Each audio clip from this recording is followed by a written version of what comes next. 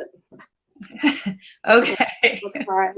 No, I'm going to be fussing with this for a while here, so hold on. All right. Well, good morning. Welcome to Mommy Upgrade Live. It is Monday, February 15th, President's Day. So I know I have a munchkin on the floor in the room with me. I don't know if you've got any popping in with you, Mal. But no, I knew how to make up a snow day already. Oh, bummer. Yeah, so I'm Trista Perot, and I'm a lifestyle writer and marketing consultant in Dallas, Texas. And this is my BFF of a million years, Molly, and she is in Columbus, Ohio. So welcome. We had little technical difficulties this morning, so thanks for staying with us for a few minutes. So the format of our show, we like to do a DIY, a product review, and then we have a larger topic towards the end. So we do the little smaller topics to kind of fill the room, and then we'll hit the larger topic. And today we're talking about disciplining somebody else's kids. Very relevant. My heart did a little skip when I heard your Mac reboot. I was like, whoa, what's happening to my computer? Sorry. That's okay. It's right beside it, so. Are you going to be doing split screens? So you're going to have like a side view and a front view going? Is that what you're working on? I'd love to get off the phone only because it's just at a weird angle. I didn't think about a tripod real quick, but I'm afraid to log on to my other computer because if it has crazy feedback, so. Oh, right. Because we used this for our craft exchange a few weeks ago, and we did get some crazy microphone feedback that was like ear splitting. So. Yeah. So what'd you do for Valentine's Day? We had chocolates and flowers and all the traditional stuff for the kids and spouse trading and then dinner and Yahtzee. Wait a minute. Rewind. Spouse trading? Oh no. I mean, we traded. No. Oh my God. Rewind. No, I meant like we traded chocolates and flowers, and he, got me nice stuff. And no, oh gosh, no. I was like, wow, I didn't know that about you. No, oh my gosh, that will be a horrible clip. Don't do that. No, to each his own, not us. Freudian slip there. Mm-hmm. Okay, so we had a fun Valentine's. It was very low key. We did a Girl Scout booth. I wanted to follow up. We had talked about one second. We had talked about the Minion Valentines that we were making for class. So cute. And unfortunately, we gave all of them away. I have pictures on my phone I can show.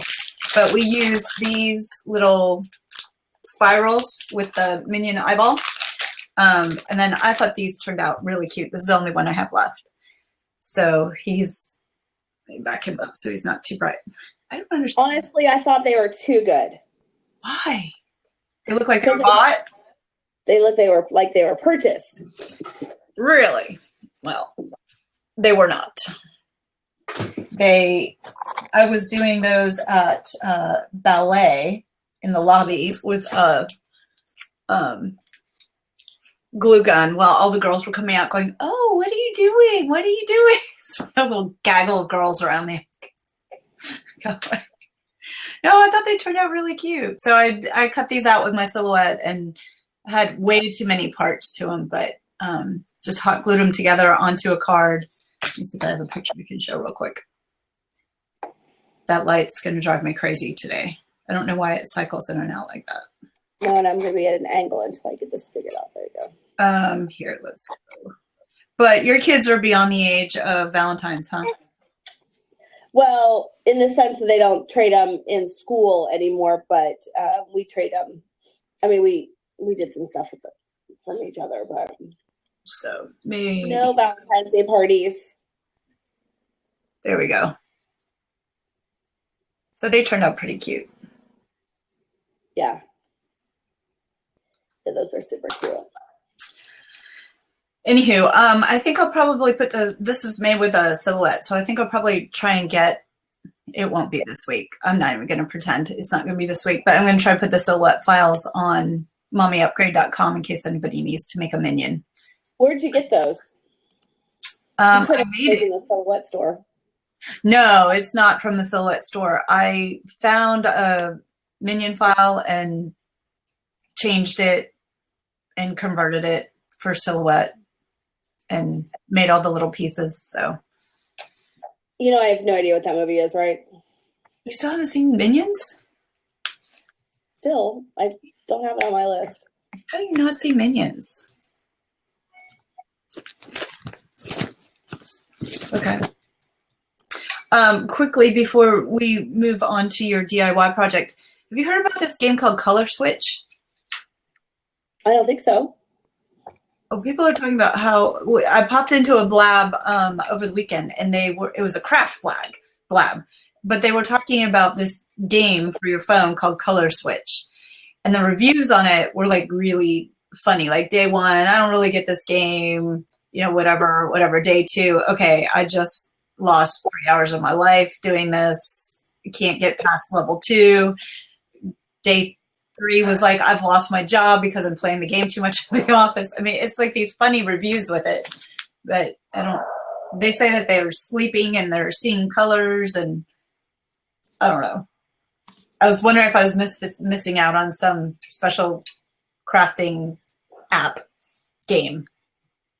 No, I've never heard of it, but that doesn't mean it doesn't, no, I don't know. Do you play games? No. Not even Jewel Pop? No. I was in the Angry Birds for when that came out, and I felt that I was literally spending any non-brain moments on it, and then I was spending just way too much time on it. So no, after Angry Birds, and I think maybe a little bit of something else, like some Jewel thing or something, I said I would put no more games. That was probably 3 or 4 phones ago. No games on my phones. Now I'm only on like reading articles, which is driving me crazy too. Like I'm so conditioned, like at a stoplight, like I don't text and drive, although it's hard. I text in Siri, but anyways, like at a stoplight or something, I'm literally just like flipping articles, which is terrible. I need to be able to turn my brain off. No, I'm guilty. As soon as the traffic light turns red, I pick up my phone. Yeah, I'm answer a message or whatever. Like I can't sit at a stoplight anymore without doing something. Well, we have a bunch of cities that are no handheld zones, which is difficult because my phone has a better GPS than my car sometimes. So in certain situations, I will use that instead, but I'm not allowed to have a handheld, so it can be annoying. Safer, but you got to work around it. Okay, so let's talk about your DIY. Did you get it done? I did. So tell me what you were working on. Pardon? Tell them what you were working on. Yeah, so I had seen on Pinterest, like I just was trying to find some rugs and floor coverings, and I've been so particular about kind of what I was looking for and not totally finding it. And then if I kind of found something I halfway liked, I thought they were stupid expensive. And we don't have carpet in the house. We just have wood floors and tile. And so there was just a couple areas that I wanted some type of color. So I was going to make these mats, these floor mats, floor coverings, I guess. And the Pinterest recommended a couple different techniques, one of which is just taking a piece of material and, I thought I had the Pinterest recommended. What? Did you say the Pinterest recommended a couple different techniques? Yes, that was my Pinterest recommended. Oh, shoot, I thought I had oh, wait, I do. Ugh. Okay, hold on. So, the first one I did, I took a thing of material, and this was the scrap.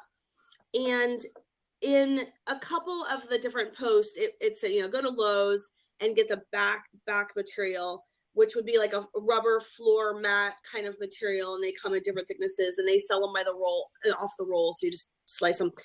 And I didn't like some of the things because they're really thin. So I was like, well, I wanted it really more of a mat.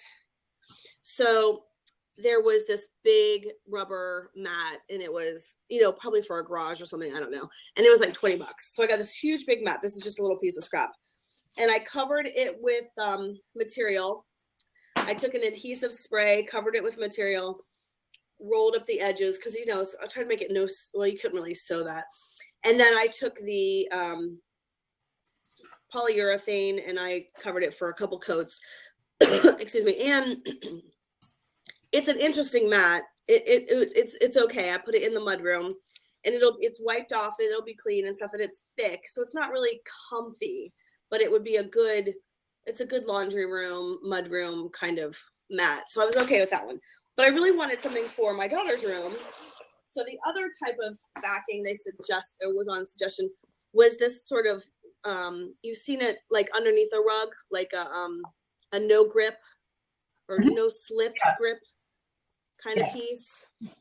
And so this is my fail, because the adhesive doesn't really adhere to this type of grip.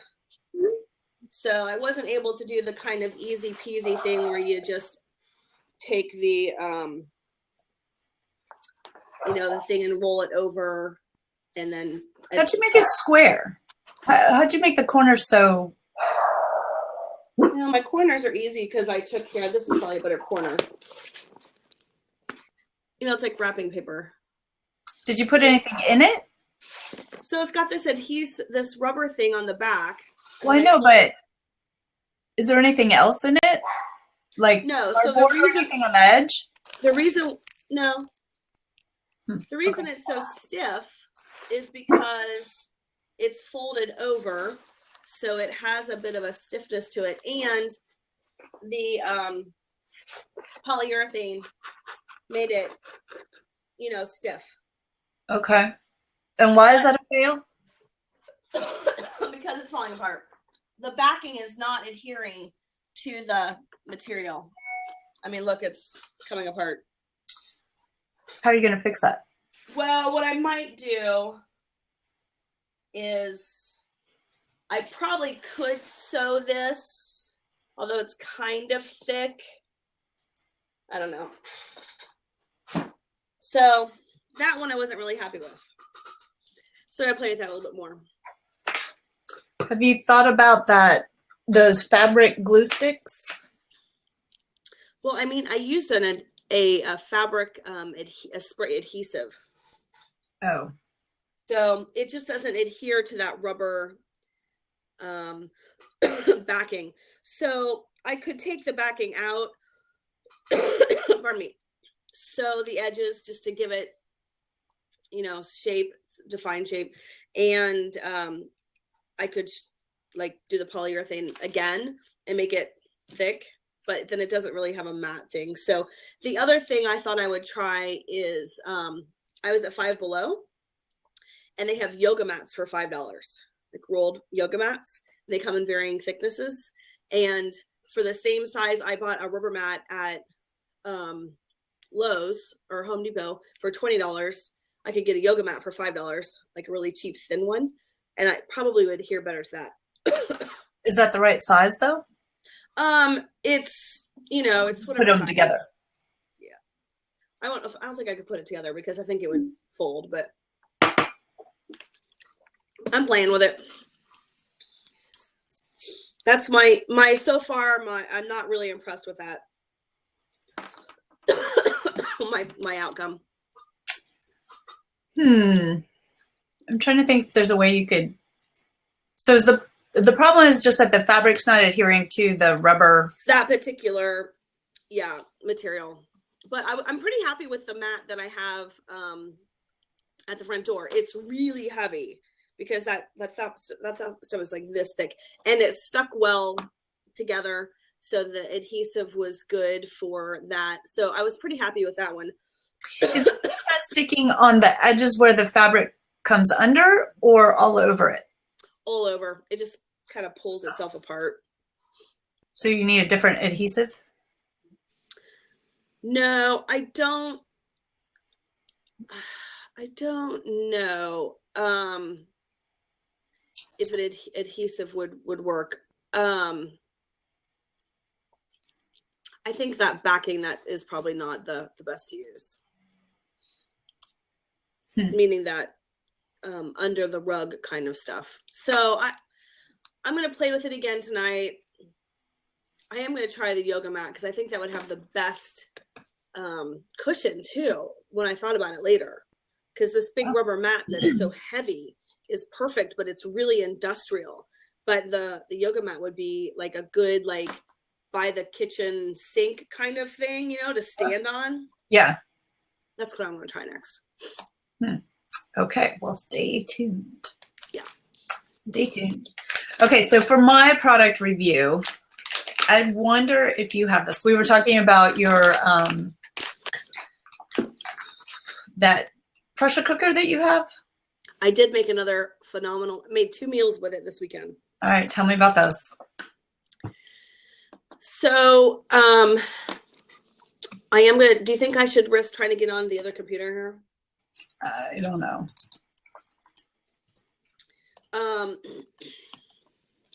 I did these ribs. Now, these were really easy ribs because they already were seasoned.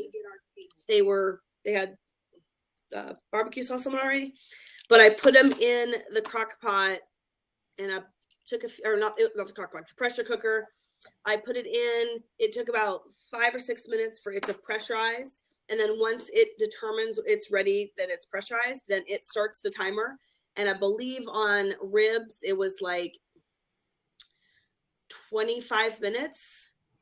And after it's done, you relieve the pressure. And I took these ribs out and I could not even pull them up with tongs because the meat was just falling off the bone. So I don't cook things with bones in it. So how long does that normally take in an oven? Oh, if you were going to make ribs, you'd have to cook them all day. And you did it in 30 minutes? Mm-hmm. And they were good? Oh, they were phenomenal. And then, okay, so then last night was the first time I tried. 8 hours? Somebody said it takes 6 to 8 hours at least to cook ribs. Oh yeah, it's all day. I mean, if you want to do them right, yeah, it's all day. I mean, you can put them in a crock pot and that's still all day, or in the oven all day. But the only time I've ever made them, and it completely grossed me out. You can see the whole traumatic experience on the website. But when we did that Pampered Chef workshop, freezer meal workshop, where you go and you make 10 meals, mix them up and put them in bags and put them in your freezer, and then you get them out. And that was like, there were ribs with that. And I think that those had to cook for like 2 hours or something. I don't know, but they were disgusting. So I don't know but I'm not a ribs person, but even Hammond wouldn't eat them. And he's pretty much everything. He might complain, but he's pretty much everything.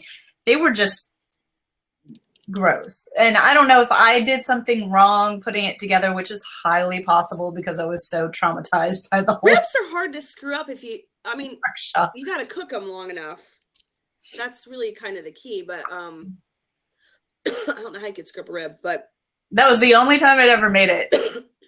Sorry. And it will be the only time I ever make them. Well, last night I made skinless, boneless chicken breast on now you're speaking my language. Yeah, like whatever, like grain rice. So that in the pressure cooker again? In the pressure cooker. So I took so in the pressure cooker, you put it on the setting where it kind of starts to heat up. I took the chicken, and the one thing that the pressure cooker doesn't do, it definitely infuses, it definitely cooks fast, it definitely makes things incredibly moist, it certainly expedites things as far as I can tell. The one thing it doesn't do is it's not going to brown things, it's going to cook things. So I took the chicken and I put a little olive oil in the actual pan, which is, they're one of their benefits because they're like, oh, you don't have to use 10 pans. So I took the chicken in there, salt and pepper, and I browned the chicken first. And then, so it was just kind of golden. So that, took 5 minutes. And then I put that aside.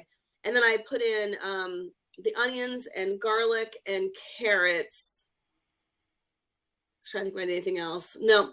And I just used the juices from that. And then I sauteed and made the vegetables kind of, soft.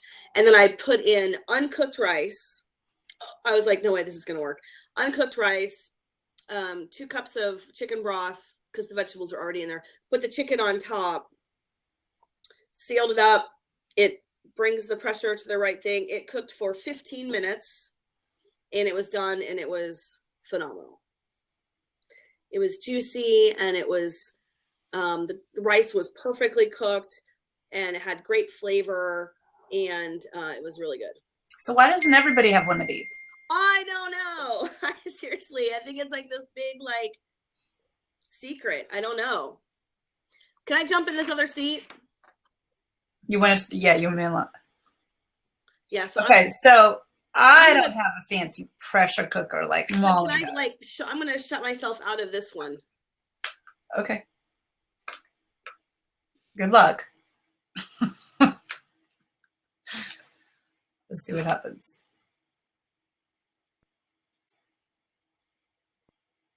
Much better.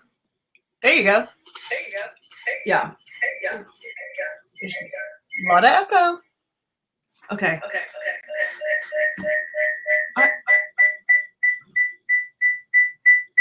I'm sorry.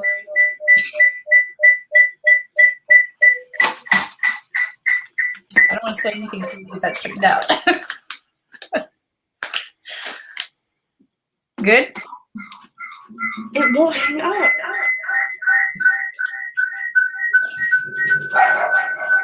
They're a little pricey for most of the working class. She said that she got it for like, she said she got it for like what, $100 or something off TV? So they range.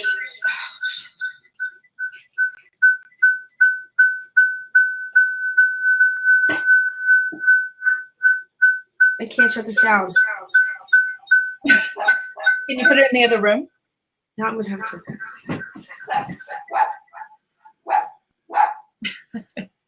Yeah, no, she says that it was like one of those as seen on TV where you could get it for like 3 payments of $30-some. Tell them where you got it. Didn't you see it somewhere else though and buy it? My memory's terrible. Come back to us.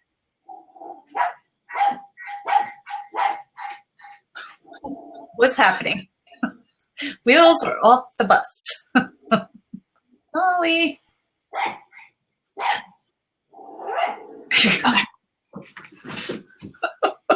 Is your dog under there? I'll be honest with you. I do not like blab on my phone. Okay. I have so many. I couldn't shut my phone down because blab was running. Okay. So sorry. Right. Tell them where you got your pressure cooker. Okay, so they definitely have the pressure cookers on. Okay, I saw it on As Seen TV. They have infomercials about them all Saturday, Sunday mornings. I didn't believe it. They looked I was skeptical. I didn't understand it. So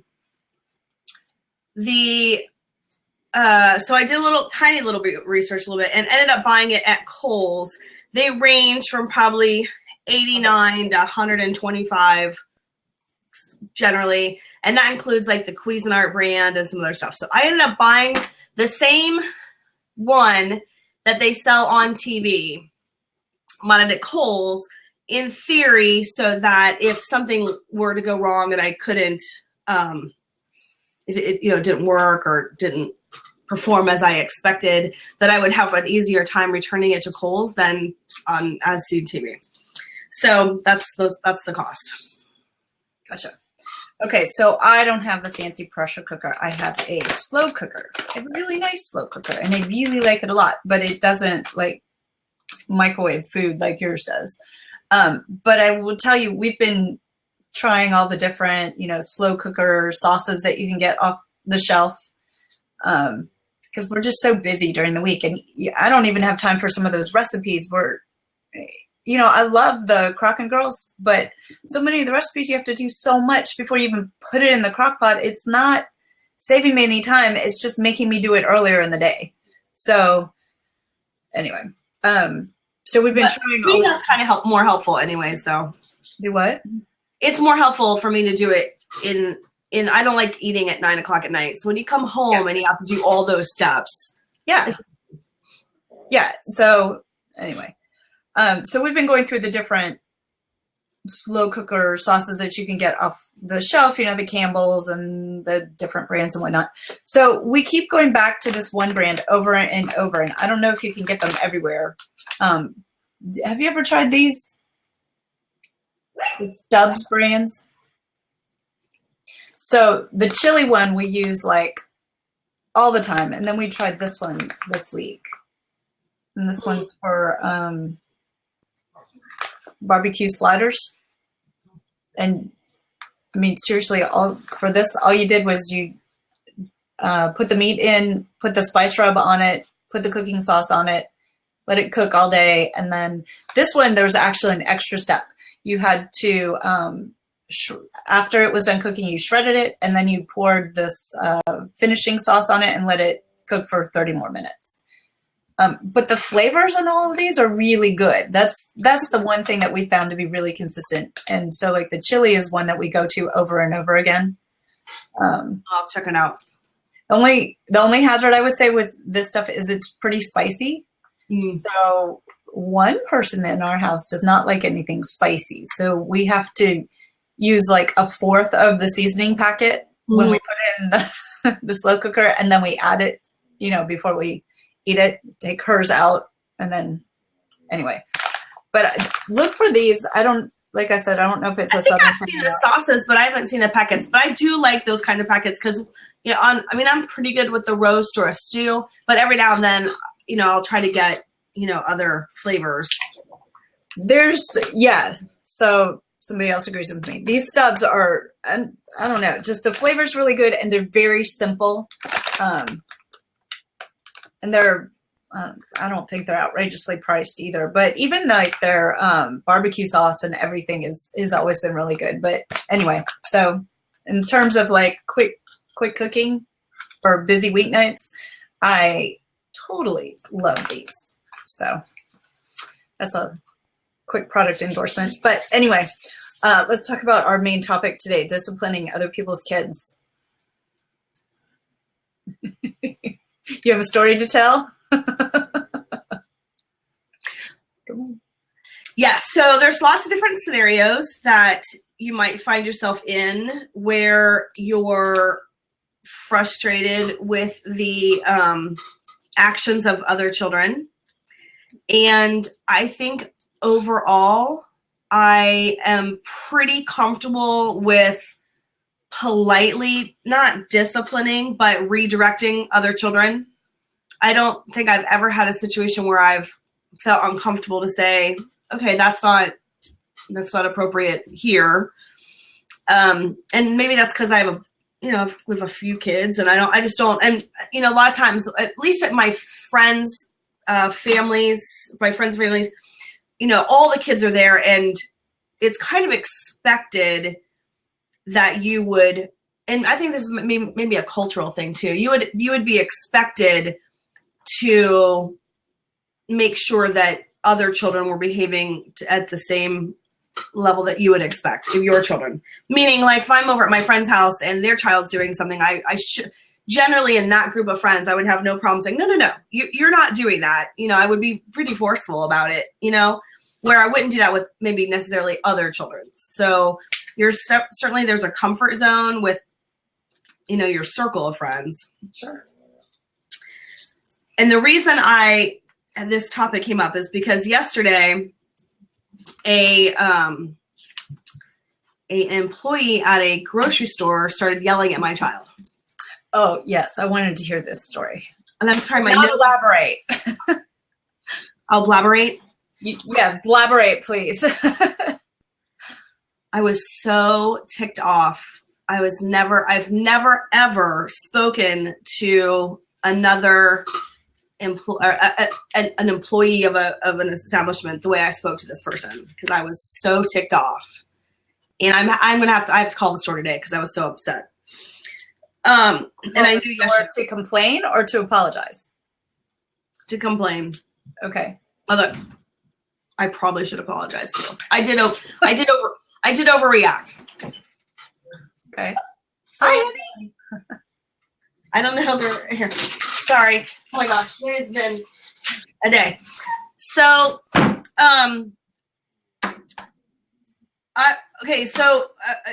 my local grocery store, which I shop at a daily basis, I have kind of a routine.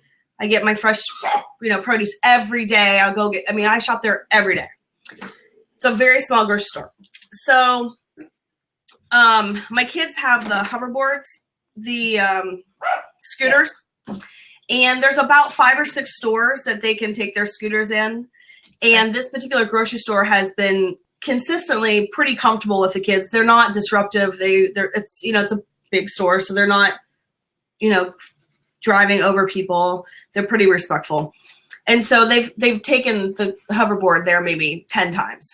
Well, one of these times you go into the entrance and you're at your fruits and vegetables kind of section, and then there's the deli section, which is at the way end of the store.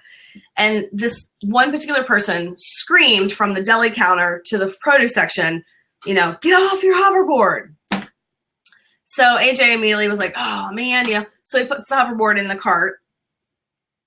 And so that's it. If they tell you to get off, you get off. So we go around to this section, and he was kind of grumbling about how annoyed he was. This person made him get off because he's been in it like 10 times. Like, yeah, it's not that big a deal. And I was not really paying attention. And he picked up some junk food. And so I'm walking, and he said, Mom, I'm like, no, you can't have that. Put that back. So he put it on the thing, and it slid off and fell on the ground. It's a box of, I don't even know what it was, box of muffins or something. So I keep walking, and I noticed he hadn't picked it back up. So I turned around and said, AJ, pick that up. You don't leave it on the floor. So he picked it up, and he put it back on the counter. And we continue on. And so he goes to, we continue on, and the person at the deli counter screamed across the store and yelled at AJ and said, go back and pick that up right now. And I was like, no, you don't need to take care of that. I took care of that. And he did pick it up. And now I'm yelling across the counter. Yelling across like 2 freezer thing. It was absurd that she'd be screaming. So I was like, no, I took care of this. You don't have to tell me to take care of this. And she's like, no, I didn't. She literally starts screaming at him. And I lost it. I was like, no, you will not scream at him across the grocery store for something that he's already picked up. I go, that's absurd. That's my job, and you will not speak to my child that way. And I'm not usually kind of like that, because if someone else thinks that AJ needs to not do something, chances are they're right. He's 13. But in this case, he had already picked up the item, and I didn't think it was appropriate that she would be screaming across the grocery store at my child. And Mama Bear came out and literally started to yell back at her. And so I yelled back and said, don't. And so she came out of the counter and she said, he didn't pick it up. I go, it's picked up. Do not talk to my child that way. Was it on the floor? What? Was it on the floor? That's pretty easy to resolve. No, I was like, you're a crazy person. Why are you yelling at my child like this? Huh? Oh, I'm laughing. No. That was bad. And so then she went on to say further that she had told AJ to get off his hoverboard. And I said, he got off the hoverboard the second he heard you screaming across the store. It's in my cart. It's been in my cart since the second you said it. You will not talk to my child that way. I said, who do you think you are? So I was ticked. I don't usually. She hit all your buttons and you just snapped. I did. I don't know what it was. I don't talk to people that way. I'm usually like, no. I'm not confrontational. I'm usually like, no, you're right. He picked it up. It's good. Yeah, so that's an interesting topic, because I'm a Girl Scout leader. I'm a Destination Imagination team manager. I've got lots of situations where I'm in charge of kids and I have to discipline them sort of in a a teacher role, right? But a lot of times the parents are sitting right there because you know, ours are not old enough to where, I mean, sometimes they drop off, sometimes they don't. Sometimes, you know, it's just not convenient. So for like Girl Scouts, all the moms are still there. For DI, right. Sometimes they're there, sometimes they're not. Just kind of depends on what we're doing that day. So, you know, I think it's easier. You have a better comfort level with kids that you know, because especially if you know the parents, because you know how the parents would parent, and you don't hesitate to maybe, you know, I mean, I don't ever hesitate to tell them, like, if they're misbehaving, but, or like if they're just rude, you know, like I had one kid tell me, well, what do you think I did today? I said, I don't think you're going to talk to me like that. Oh, yeah. No. Yeah. As I think about it, I have an issue telling a child not appropriate. You won't talk to me that way. We're big on manners. And so, like, I'm not going to give the smackdown to some kid because they didn't call me ma'am, but I will correct them if they're not going to say please and thank you and, you know, they're rude to others. But then, you know, then you've got the other end of the spectrum to where, you know, we're at a soccer game and a kid is having a temper tantrum in the middle of the field and the game is about to start. And the mom just walks away. Okay, well, now we're infringing on two teams, a ref, all these families, and the ref's just going to start the game anyway, and the kid is literally laying on the ground having a temper tantrum. So I went up to the kid and I said, look, you need to get off the field because this is a safety thing. You're gonna get hurt because the game is starting. Yeah. And that mom unleashed on me. She said, you don't ever talk to my child. You don't touch my child. And I was like, just gently trying to guide her off the field. It wasn't like I was shoving her or anything like that because she's not my kid and I'm not that way. But, you know, I reached out to her and I was like, you really need to get out. You know, I probably shouldn't have extended my arm in any fashion, but nobody was doing anything. Yeah. You know? And sometimes if you're parenting and that's your way of dealing with the temper tantrum is ignoring it, which I know that's the way a lot of people do, that's fine. And that can be your role, but kids sometimes are more responsive if somebody else, you know, I mean, they're challenging their parent sometimes and not somebody else. So if somebody else intervenes and says, hey, get off the field, you know, then the kid might do it. But right. So, you know, it's kind of it's a delicate line to walk, you know, just somebody else's kid. Did you watch that one show that was that controversy last year? And it was like, I think the premise was that, and I didn't watch the show, so it could have been a completely different direction by the time the show played out, but it was supposed to be somewhat controversial, where another adult, like, I think actually smacked the child for cussing or something, or hitting them or doing something. It was a reaction. And so, I mean, I cannot even imagine. So we don't spank our kids. I would never smack them. So I can't imagine I would certainly never do that to another child. But like, I can see where people would be like, don't talk to my child that way. That's how I came out. I unleashed on this girl. Yeah, well, I think that was probably justified. But, you know, on the on one hand, I can't say that, you know, like if my child is doing something wrong. Well, it's not on the one hand. If she saw something, you know, although I thought it was kind of strange too, because this was like an employee of an establishment, and so if you're going, I don't think it's good customer service to scream at a child at a customer's kid. At a customer's kid, not even that. So remove the fact that you've yelled across the deli counter. Remove the fact that you've just screamed unnecessarily. As an employee, even breaking it down, the grocery store person sees a kid knock something off or go put it down and it slides off.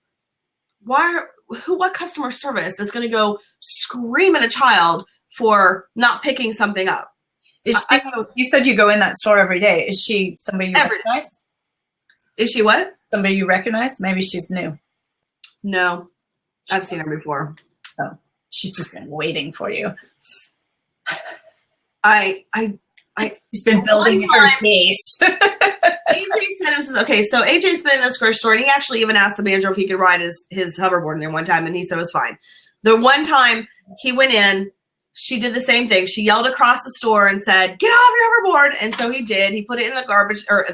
He put it in the cart, but then she followed him around the whole store. It was so absurd. So I've got to call today and complain because I shouldn't probably have then screamed back, but I don't want. But anyways, I just don't. Molly. We don't have school today. We shouldn't have, but yeah. Well, and then have. I guess. Yeah, I don't. I was just thinking, if the shoe's on the other foot and you character entertainment had my first appearance of hey, you want to open the seat and hear how how Closet, and I can't say all that. He's about to be in a situation where he's going to have lots of kids that he might have to discipline. Oh, you want to come in and talk? Here, I'll unlock the seat. Or is it unlocked? Getting into character. No, it was unlocked.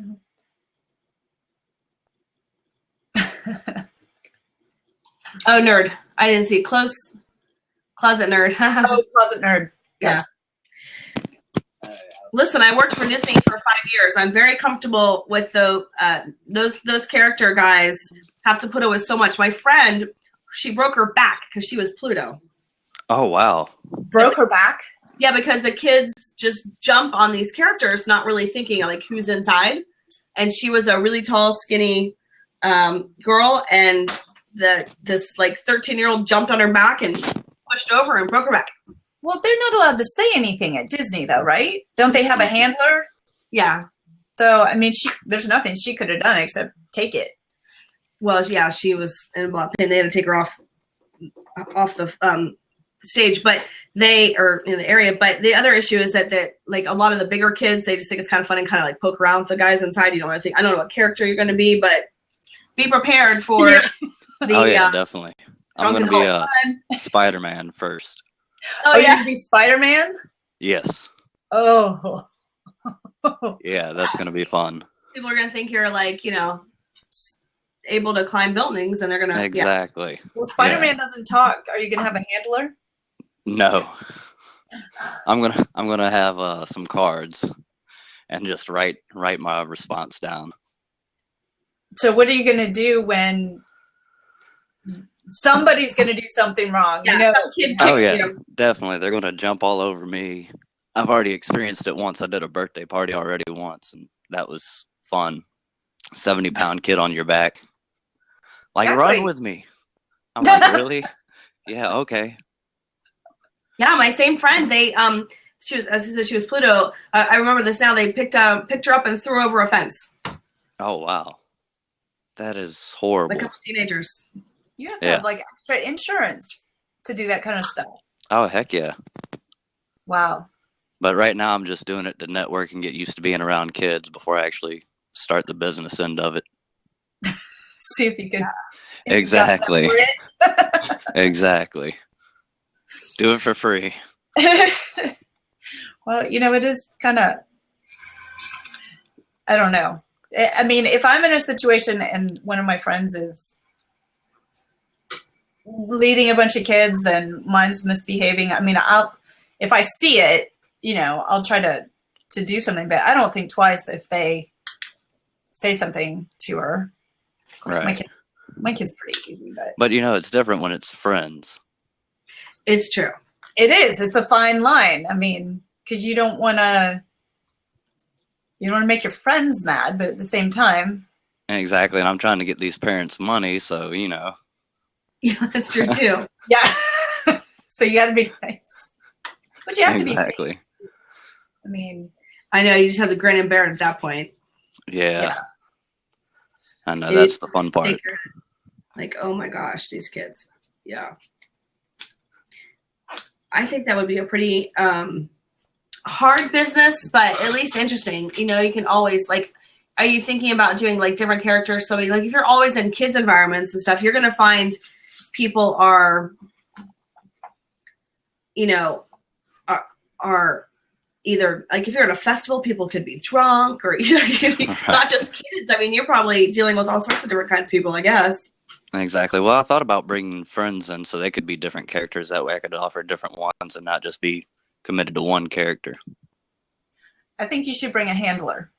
Yeah. Definitely. Because your eyesight's going to be obstructed too. So you don't know what's going to happen to you from behind. Yeah. Exactly. Yeah. I don't have a spider sense. Yeah. So, you know, this is kind of an issue at our club because we live near a golf course. And so on the weekends, a lot of families will go out to the clubhouse for dinner. And for whatever reason, the parents, I guess they just get involved with talking with each other and they're not really paying attention to their kids.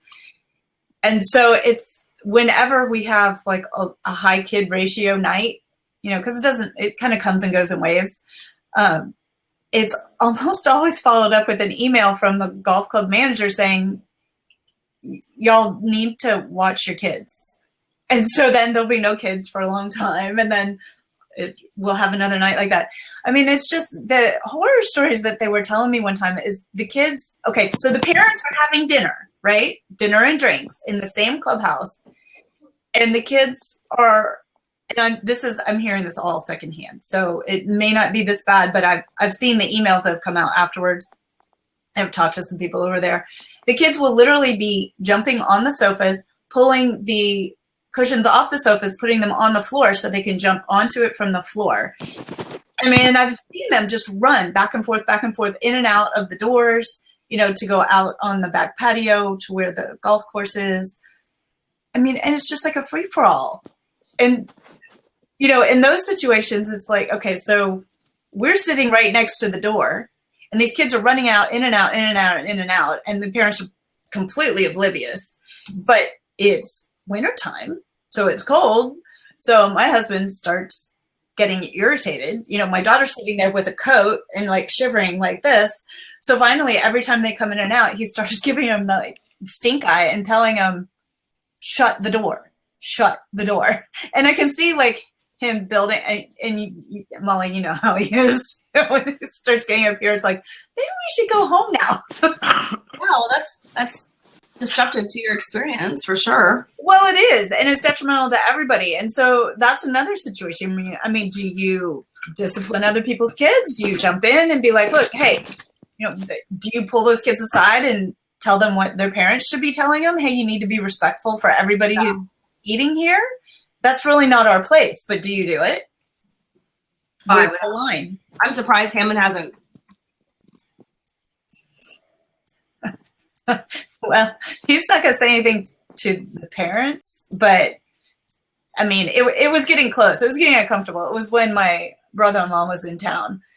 And I mean, that was a bad experience for them too, because, you know, it was their first time there and there's kids just running all over the place. And I understand kids want to be kids, but at the same time, I don't know that the clubhouse is the appropriate place for it. And is it our place to say something, or do we go and tell the manager who then, you know, can take control of the situation? Because it's really the manager's role, right? It's true. But it's the parents' role first and foremost. But then in terms of the overall experience for the guests, I think that's really more the manager's role.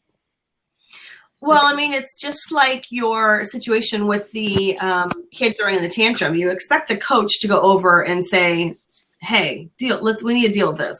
I mean, a lot of our coaches don't really have that kind of experience. They're, you know, usually just dads or, you know, something like that. But at that point, you're like, the coach needs to come over and handle the situation. And then the manager also needs to come over. You know, that's why they're in that position of authority.